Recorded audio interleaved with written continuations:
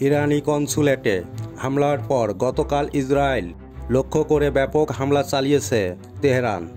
এ হামলার পর দুই পক্ষকে সংযত থাকার আহ্বান জানিয়েছে বিভিন্ন দেশ।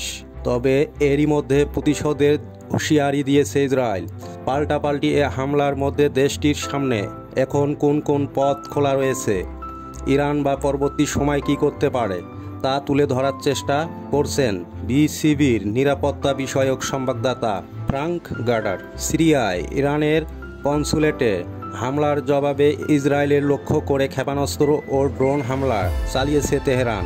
ইসরায়েলের সামরিক বাহিনী দাবি ওই ক্ষেপণাস্ত্র ও ড্রোনের 99%ই আকাশে থাকতেই ধ্বংস করা হয়েছে। এখন প্রশ্ন, এরপর কি হবে? সহজ জবাবটা হলো মোটা দাগে তা নির্ভর করবে ইরানের হামলার জবাব ইসরায়েল কিভাবে দেবে তার ওপর।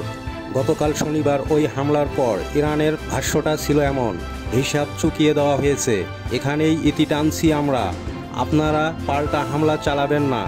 এর ব্যতিক্রম হলে জবাবে আমরা আরও শক্তিশালী হামলা চালাবো, ওই হামলা আপনারা রুখতে পারবেন না।